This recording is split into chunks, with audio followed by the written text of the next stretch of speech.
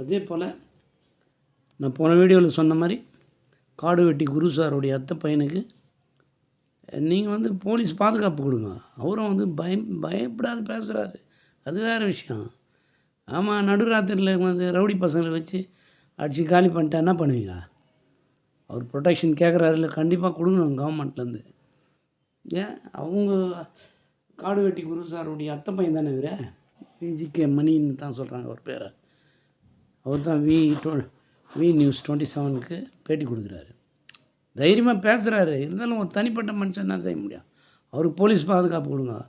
ஏன் சார்பில் Cholavaram George YouTube channel வச்சுக்கிறேன். சேனல்னால் தனிப்பட்ட முறையில் நான் கேட்குறேன். I request the state government, I request mister Stalin, MK Stalin, please give them protection.